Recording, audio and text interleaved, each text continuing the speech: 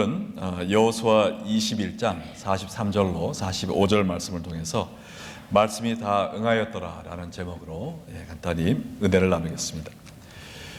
우리 2016년도가 이제 벌써 12월로 접어들었습니다. 여러분, 금년을 시작하면서 새로운 마음의 다짐, 내가 금년에는 한번 이렇게 살아보리라 라는 결심을 하셨던 분도 계셨을 텐데, 여러분이 계획한 바를 얼마나 성취하셨습니까? 우리가 작심삼일이라는 말도 있듯이 우리가 우리 자신하고 한 약속, 또 하나님하고 한 약속도 지키지 못할 때가 많은 것 같습니다. 그뿐 아니라 우리 주위 사람들과 약속을 해도 우리는 인간이기에 너무나 나약하여서 또 마음은 원이로되 육신이 약하여 우리가 지키지 못할 때가 많이 있습니다.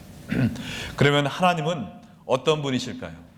하나님은 약속을 하시고 또 그가 계획을 하시면 반드시 지키는 분이실까요? 아니면 우리처럼 반 정도 지키시는 분이실까요?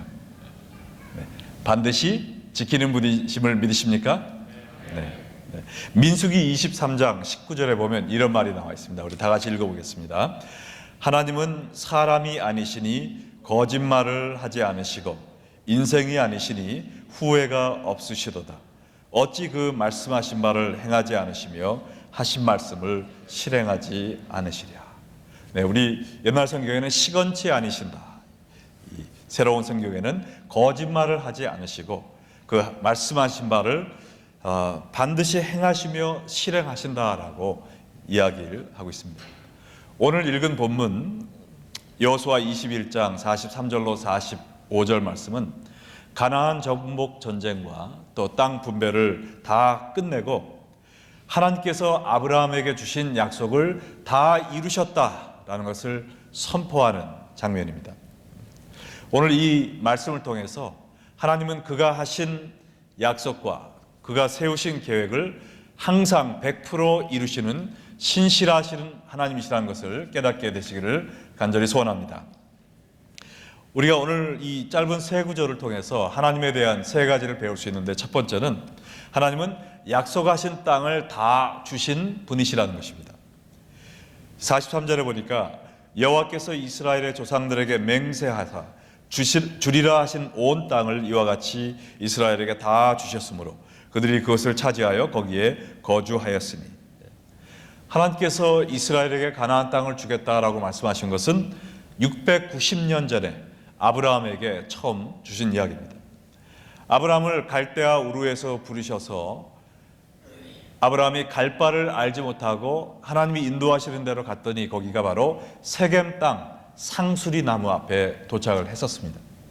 그때 하나님이 창세기 12장 7절에서 이러한 약속을 주셨습니다. 여호와께서 아브라함에게 나타나 이르시되 내가 이 땅을 내 자손에게 주리라 하신지라. 자기에게 나타나신 여호와께 그가 그곳에서 제단을 쌓고. 아니, 아브라함이 벌써 그 땅에 살고 있었는데 그 자녀들은 당연히 그 땅을 갖는 것이 아닌가 생각할 수 있겠지만, 그때 아브라함은 하나의 나그네 입장으로 그 땅에 있었던 것입니다. 그 땅의 주인이 아니었어요. 그 땅은 가나안 족속이 차지하고 있었고 그 땅의 한 구석에서 조그마한 그 땅 속에 땅을 차지하고 살고 있었던 것입니다. 그러나 하나님께서 이 넓고 아름다운 땅 전체를 너의 자손에게 주리라 라고 약속을 하셨습니다. 그러나 이 약속은 아브라함의 세대에 이루어지지 않았습니다. 그러나 이삭의 때 하나님이 또 이 약속을 해주셨죠. 이삭이 가뭄으로 인해 애굽 땅에 내려가려고 했을 때 창세기 26장 2절로 4절에 이렇게 나와 있습니다. 여호와께서 이삭에게 나타나 이르시되 애굽으로 내려가지 말고 내가 네게 지시하는 땅에 거주하라. 이 땅에 거주하면 내가 너와 함께 있어 네게 복을 주고 내가 이 모든 땅을 너와 네 자손에게 주리라. 네가 살고 있는 이 조그만 집 하나 있는 이 땅이 아니라 이 모든 땅을 너와 네 자손에게 주리라. 내가 네 아버지 아브라함에게 맹세한 것을 이루어 네 자손을 하늘의 별과 같이 번성하게 하며 이 모든 땅을 네 자손에게 주리니. 하나님은 아브라함에게 약속해 주셨던 그 언약을 그의 아들 이삭의 세대에 가서 또다시 상기시켜 주셨습니다. 그러나 그 약속은 이스라엘의 세대에서도 이루어지지 않았어요. 하나님은 그것을 또다시 이삭의 아들인 야곱에게 선물로 주셨습니다. 야곱이 형이 받을 축복을 가로채서 그 삼촌 라반의 집으로 도망갈 때 베델에서 처량하게 돌베개를 베고 자고 있었습니다. 그때 꿈을 꾸었는데 창세기 28장 12절로 13절에 보니까 꿈에 본즉 사닥다리가 땅 위에 서 있는데 그 꼭대기가 하늘에 닿았고 또 본즉 하나님의 사자들이 그 위에서 오르락 내리락 하고 또 본즉 여호와께서 그 위에 서서 이르시되 나는 여호와니 너의 조부 하나님 아브라함의 하나님이요 이삭의 하나님이라. 내가 누워있는 땅을 내가 너와 네 자손에게 주리니. 하나님이 꿈속에서 아브라함에게 또 이삭에게 주셨던 그 언약을 새롭게 해주셨습니다. 그러나 야곱의 때에도 이 약속이 이루어지지 않았어요. 야곱이 아들 12을 낳았는데 그 중에 요셉이 애굽으로 팔려가서 거기에 총리가 되었습니다. 또한 그때 그 팔레스타인에 큰 가뭄이 들었어요. 그래서 야곱이 온 가족을 이끌고 애굽에 내려가게 됐습니다. 근데 세월이 흐르면서 그 야곱의 온 가족 이스라엘 백성들이 종으로 전락하게 되었습니다. 그래서 430년 동안 애굽에서 종살이를 하면서 아마 많은 사람들은 하나님이 해주신 이 약속을 잊어버렸을지 몰라요. 어떤 사람들은 기억은 했지만 이 약속은 이미 강 건너 갔다, 이것은 이루어질 수 없다라고 생각하는지 모릅니다. 그러나 하나님은 430년 후 불타는 가시떨기 나무 앞에서 모세를 부르십니다. 모세를 불러서 출애굽기 3장 8절에 이야기하시기를 내가 내려가서 그들을 애굽인의 손에서 건져내고 그들을 그 땅에서 인도하여 아름답고 광대한 땅, 젖과 꿀이 흐르는 땅, 곧 가나안 족속, 헷 족속, 아모리 족속, 브리스 족속, 히위 족속, 여부스 족속의 지방에 데려가려 하노라. 아브라함에게 주기로 한 젖과 꿀이 흐르는 땅으로 이스라엘 백성을 인도하시리라고 선포하셨던 것입니다. 세월이 지났습니다. 강산이 지나도 몇십 번이나 지났어요. 그럼에도 불구하고 하나님은 이 언약을 잊어버리지 않으시고 하나님의 때에 지키시기로 계획하신 것을 이루신다는 것입니다. 40년의 광야 생활 중에서도 하나님께서 계속해서 그들에게 이 약속을 이야기해 주시고, 그러나 모세도 결국은 가나안 땅에 들어가지 못했습니다. 그러나 모세 뒤에 누가 이 약속의 언약의 바톤을 받습니까? 여호수아가 받죠. 여호수아 1장 2절에 보니까 내 종 모세가 죽었으니 이제 너는 이 모든 백성과 더불어 일어나 이 요단을 건너 내가 그들 곧 이스라엘 자손에게 주는 그 땅으로 가라. 그리고 여호수아가 믿음으로 돌진했을 때 690년 전에 하나님께서 맺은 그 언약을 이루어 주신 것입니다. 여호수아를 통해서 성취하셨습니다. 인간이 보기에는 아무리 불가능하게 보인다 할지라도 하나님은 시건치 아니하시고 거짓말하지 아니하시고 그가 맺은 언약을 반드시 지키십니다. 제가 믿기는 하나님은 여러분을 위한 약속의 땅도 준비하고 계신 줄로 믿습니다. 여러분의 가정을 위한 약속의 땅, 그것이 꼭 우리가 눈으로 보는 땅이 아니라 할지라도 하나님이 여러분 가정에게 주기 원하는 그런 비전과 그러한 축복, 또 하나님께 귀히 쓰임받는 소명이 있다고 믿습니다. 또한 여러분 가정뿐만 아니라 우리 교회를 위한 하나님이 예비해 놓으신 약속의 땅이 있다고 믿습니다. 이 나라를 위한, 그리고 장차 하나님의 나라를 위한 그 약속이 있습니다. 그러면 우리가 하나님이 예비해 놓으신 이 약속의 땅을 성취하기 위해, 쟁취하기 위해서는 우리가 해야 될 일은 무엇이 있을까요? 그 약속이 이루어지도록 간절히 부르짖어야 될 줄로 믿으시기 바랍니다. 예레미야 29장 10절로 12절에 보니까 여호와께서 이같이 말씀하셨습니다. 바벨론에서 70년이 차면 내가 너희를 돌보고 나의 선한 말을 너희에게 성취하여 너희를 이곳으로 돌아오게 하리라. 여호와의 말씀이니라. 너희를 향한 나의 생각을 내가 아나니 평안이요 재앙이 아니니라. 너희에게 미래와 희망을 주는 것이니라. 너희가 내게 부르짖으며 내게 와서 기도하면 내가 너희 기도를 들을 것이요 라고 이야기하셨어요. 지금 예레미야는 이미 광야 시대를 끝나고 가나안을 정복한 후에 그들의 죄로 인하여 가나안을 다시 잃어버렸을 때, 가나안을 빼앗겼을 때의 일입니다. 바벨론의 포로로 끌려갔어요. 이제 곧 끌려가기 직전입니다. 벌써 바벨론에게 한 번 공격을 당해서 많은 사람들이 끌려갔고, 이제 예루살렘이 완전히 멸망을 바로 앞두고 있던 그 시기에 하나님이 말씀하시기를, 너희가 죄로 인하여, 우상 숭배로 인하여 바벨론에 끌려가고 이 가나안을 잃게 되겠지만 거기서 70년 동안 고생하고 회개한 후에 내가 이 땅을 다시 주리라. 너희를 이곳으로 돌아오게 하리라. 나는 너희에게 평안과 축복과 미래와 희망을 주기 원하지 너희에게 재앙을 주기를 원치 않는다라고 다시 한번 가나안 땅을 주겠다고 약속하셨습니다.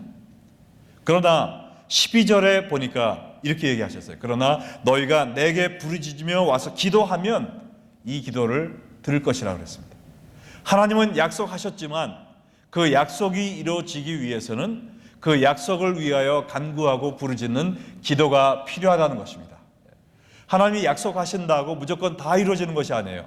성경에 보면 여러 가지 그런 말씀이 있습니다. 그 에스겔에도 볼 수 있고, 우리가 하나님이 약속하신 것을 받기 위해서는 그것을 위하여 부르짖고 간구하는 것이 필요한 것입니다. 많은 사람들이 그러면 하나님이 예비하신 그 축복과 약속의 땅을 차지하지 못하는 이유가 기도가 부족해서 그렇다는 것이죠. 우리가 기도하지 않아서 하나님이 우리에게 주기로 예비해 놓으신 그 모든 축복을 경험하지 못하는 것입니다. 여러분이 기도하고 있는, 바라고 있는 그 약속의 땅은 무엇입니까? 여러분 가운데 자녀의 구원이라는 비전을 놓고 기도하고 계십니까? 더 열심히 여러분이 간절히 부르짖을 때 하나님이 그 약속을 성취해 주실 것을 믿으시기 바랍니다. 영적인 시험에 빠진 친구의 회복을 위하여 여러분이 소원하고 계십니까? 그것을 위하여 간절히 부르짖으시기 바랍니다. 또한 여러분의 사업을 통하여 하나님의 나라를 건설하고 또 많은 불우한 이웃을 돕는 그런 꿈을 갖고 계십니까? 그 꿈이 이루어지도록 열심히 일할 뿐만 아니라 뜨겁게 부르짖는 여러분 되시기를 바랍니다.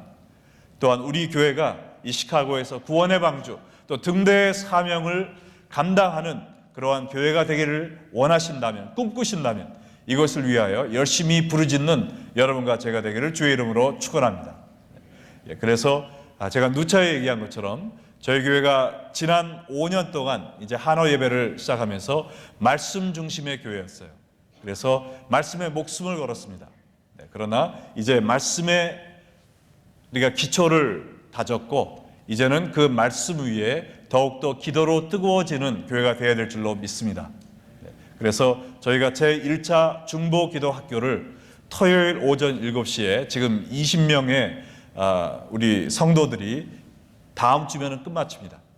이 20명의 성도들은 중보기도 학교를 끝마침과 동시에 앞으로 내년부터 일주일에 1시간씩 교회에 나와서 릴레이 기도를 하기로 헌신을 했습니다. 그래서 저희 교회는 이 스몰 채플, 그 소예배실을 중보기도실로 우리가 삼아서 한 사람이 1시간씩 맡아서 계속 릴레이로 기도의 불이 꺼지지 않는 그런 교회가 되기를 소망합니다. 그래서 제가 이제 2월이 되면 제가 다른 제자훈련 반은 인도하지 않고 중보기도 학교를 또 한 번 인도할 겁니다. 거기에 또 참여하는 분들은 반드시 내가 이거를 마치면 우리 교회에 나와서 일주일에 1시간 동안 교회에서 기도로 헌신하겠습니다 라는 서원을 하는 분들만 받을 거예요. 기도에 대해서 배우고 기도하지 않으면 배우지 못함만 못합니다. 그래서 그러한 소원을 가진 헌신을 하실 분들을 중보기도 학교를 하게 해서 우리가 앞으로 계속해서 매주일 1시간씩 교회에 나와서 기도하는 분들이 쌓여서 멀지 않은 장차 우리 교회 24/7 24시간 365일 기도의 불이 꺼지지 않는 그런 교회가 되기를 꿈꾸고 있습니다. 할렐루야. 여러분도 우리 교회가 그러한 교회 되기를 원하십니까? 말씀에 목숨을 걸고 기도의 뜨거운 불이 꺼지지 않는 그런 교회. 저희가 다른 건 할 수 없어요. 부흥, 그 다음에 뭐 큰 일을 하는 거, 이런 건 다 하나님이 해주셔야 되지만 우리가 할 수 있는 건 뭡니까? 말씀을 삼아하는 겁니다. 뜨겁게 기도하는 겁니다. 그러면 하나님께서 다른 것은 다 알아서 해주실 줄로 믿습니다. 자, 그래서 이 약속하신 땅을 주신 하나님, 하나님의 약속을 얻기 위해서는 우리가 부르짖는 그러한 여러분의 삶과 또 우리 사역이 되기를 간절히 소원합니다. 자, 두 번째로 오늘 말씀에서 배울 수 있는 하나님의 모습은 약속하신 안식을 주신 하나님입니다. 그들에게 땅만 주셨을 뿐 아니라 그 젖과 꿀이 흐르는 땅에 갔더니 거기에 쥐레가 막 너무 많아요. 그래서 뻥뻥 터져 죽어요. 그럼 어떡하겠습니까? 거기에 갔더니 적들이 오자마자 막 화살을 쏴대요. 그럼 어떡하겠어요? 땅이 있으나 마나하네요. 하나님은 그 땅을 주심과 동시에 그 땅에서 안식과 평안을 누리게 하셨습니다. 21장 44절에 보니까 같이 읽겠습니다. 여호와께서 그들의 주위에 안식을 주셨으되 그 조상들에게 맹세하신 대로 하셨으므로 그들의 모든 원수들 중에 그들과 맞선 자가 하나도 없었으니 이는 여호와께서 그들의 모든 원수들을 그들의 손에 넘겨주셨습니다. 자, 가나안 땅이 어떤 땅입니까? 40년 전에 그 땅을 정탐했어요. 그 땅을 정탐했던 12명 중에 2명, 여호수아와 갈렙은 할 수 있다, 하나님이 이 땅을 우리에게 주셨다 했지만은 10명은 뭐라 그랬어요? 그 땅에 살고 있는 주민들을 본 다음에 우와, 거기는 장대한 거인들이 살고 있어. 그 거인들에 비교하니까 우리는 뭐와 같더라? 메뚜기 같더라. 그래서 그 10명의 이야기를 듣고 다 36개 출행랑을 쳤던 그 땅입니다. 그 땅을 정복했어요. 그러나 아직도 그 땅에는 가나안 사람들이 곳곳에 칼을 들고 지금 칼날을 세우고 있었습니다. 가나안에서 평안과 안식을 누렸던 것은 그 땅 안에 적이 없었기 때문이 아니에요. 완전히 토벌되지 않은 상태였습니다. 그럼에도 불구하고 그 땅 안에서 평안을 누린 것은 무엇입니까? 그 이유는 하나님을 의지했기 때문이죠. 하나님이 그 모든 원수들을 그들의 손에 붙이셨기 때문에 평안과 안식을 누렸다고 그랬습니다. 그 땅에 원수가 없었기 때문에 평안을 누린 것이 아니에요. 세상이 원하는 평안은 뭡니까? 어려움을 겪지 않는 것을 평안이라고 하죠. 그러나 우리가 이 예수 믿는 성도들이 이야기하는 평안은 뭡니까? 폭풍우 속에서도 예수님이 나와 함께 계시기 때문에 내가 평안을 가질 수 있는 것. 아무리 센 폭풍우가 와도 하나님이 그거를 잠재워 주시기 때문에 내가 평안을 누린다는 그것이 참된 평안입니다. 할렐루야. 가나안이 적군들로 아직도 장대한 거인들로 꽉 차 있었지만 내가 하나님을 의지했을 때 하나님이 그들을 묶어주시고 그들을 쫓아내 주셔서 내가 그 무시무시한 땅에서 평안을 누렸도다. 이것이 성도의 고백인 줄로 믿으시기 바랍니다. 자, 그러면 우리가 우리 삶에서 참된 안식과 평안을 누리기 위해서는 어떻게 해야 됩니까? 어려움이 있을 때마다 도망가면 될까요? 그것은 그러면 어려움이 쫓아갑니다. 그런 사람들은 도망가면 더 큰 어려움이 기다리고 있어요. 자, 그러면 어려움이 있는 고통과 고난으로 가득 찬 이 세상에서도 내가 안식을 누릴 수 있는 방법은 뭐냐? 모든 무거운 짐을 예수님께 맡기는 것입니다. 할렐루야. 나 혼자 내가 이것을 이겨내려고 하는 것이 아니라 무거운 짐이 있을 때마다 십자가 밑에 내려놓는 것입니다. 예수님이 뭐라고 그랬어요? 마태복음 11장 28절에 다 같이 읽습니다. 수고하고 무거운 짐진 자들아 다 내게로 오라. 내가 너희를 쉬게 하리라. 짐이 없는 사람들 여기 와서 놀자, 그게 아니죠.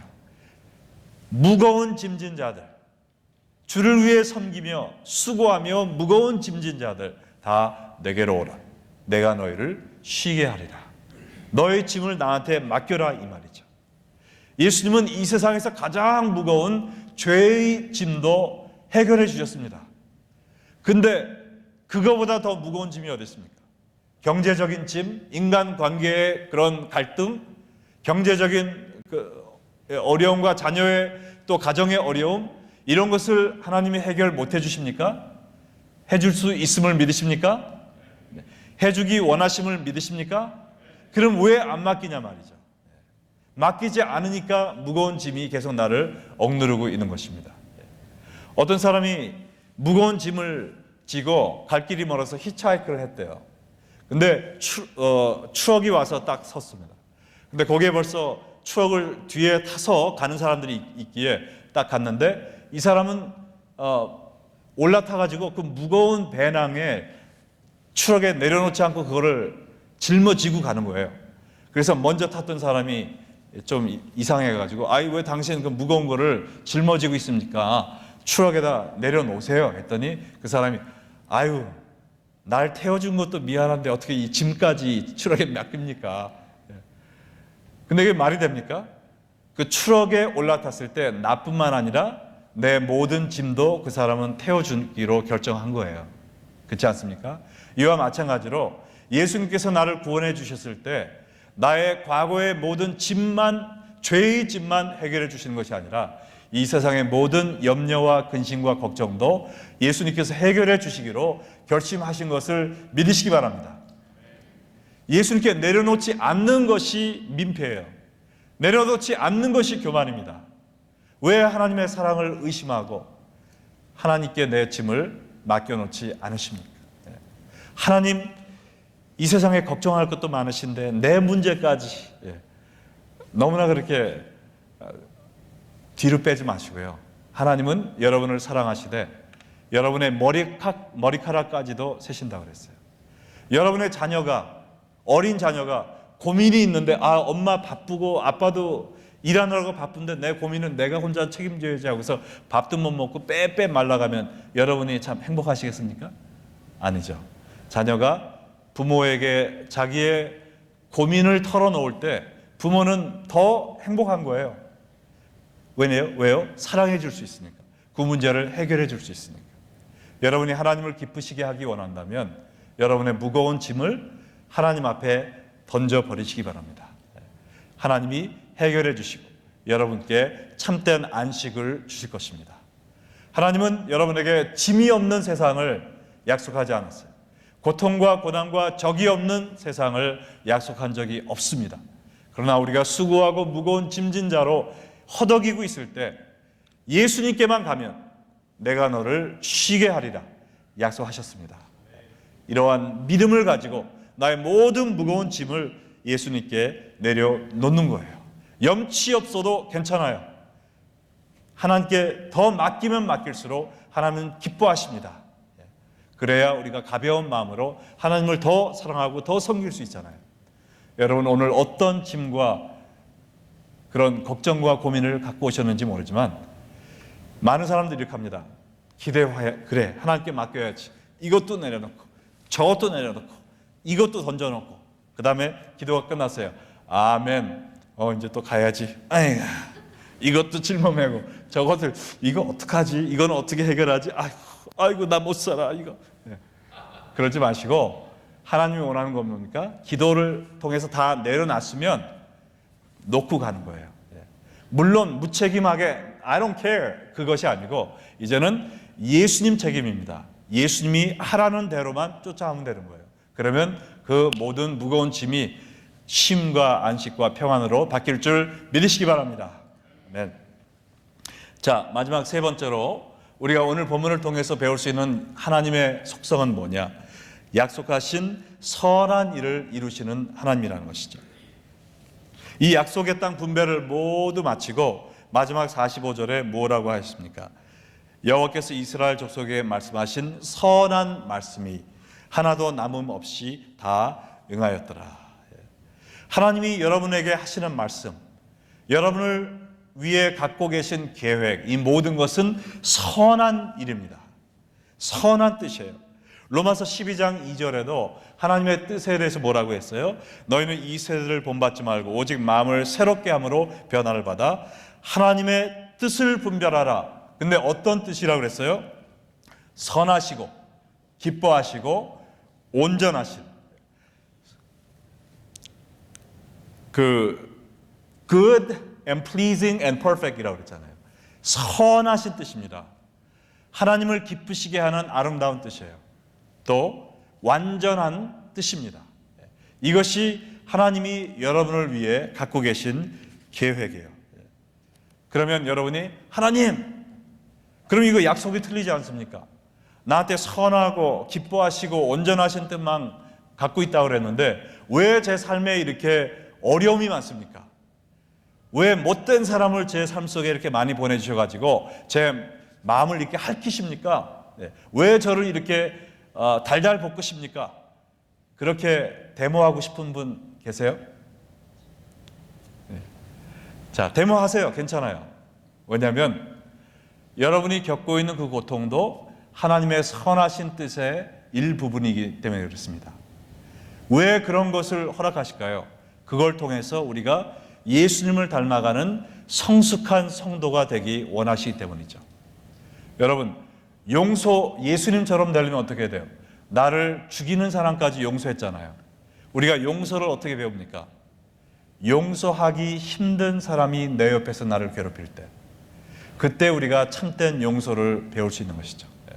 너무나 사랑스러운 내 자녀가 나에게 조금 섭섭하게 했다.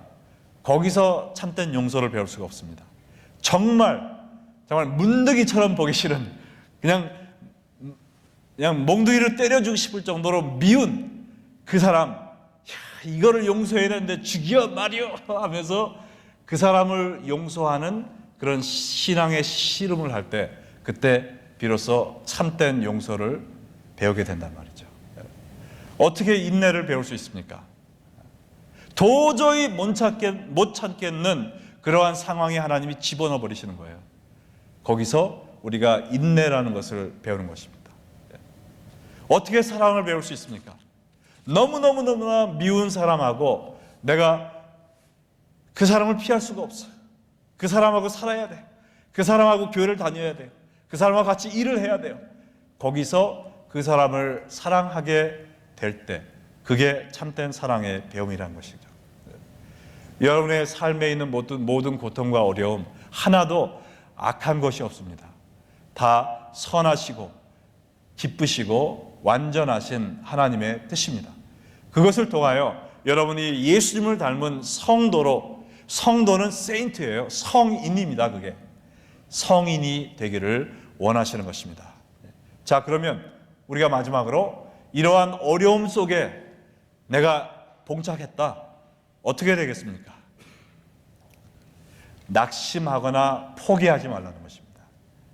갈라디아서 6장 9절 다 같이 읽겠습니다. 우리가 선을 행하되 낙심하지 말지니 포기하지 아니하면 때가 이름에 거두리라. 아무리 힘들고 억울한 일을 당한다 할지라도 하나님, 나 이거 예수쟁이 안 해요. 나 하나님 아들 안 해요. 이거 너무나 괴로워요. 나 갈래요. 그만해요. Forget it 하고서 떠나면은 안 된다는 것이죠. 그 연단을 통해 하나님이 그의 선하신 뜻을 이루어 주실 것을 믿고 우리가 묵묵히 믿음의 발자국을 밟아 나가는 것입니다.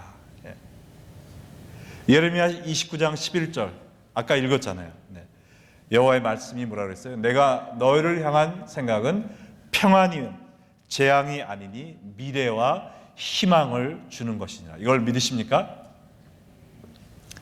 여러분은 어떤 어려운 상황에 부딪힌다 할지라도 이 말씀을 굳건히 붙잡으시기 바랍니다. 왜냐하면 하나님은 그의 약속을 언제나 그의 때에 신실히 이루시는 분이시기 때문입니다. 믿으십니까? 그리고 걱정과 염려가 몰려들 때 그것을 그 모든 짐을 기도를 통하여 십자가 밑에 내려놓으시기 바랍니다.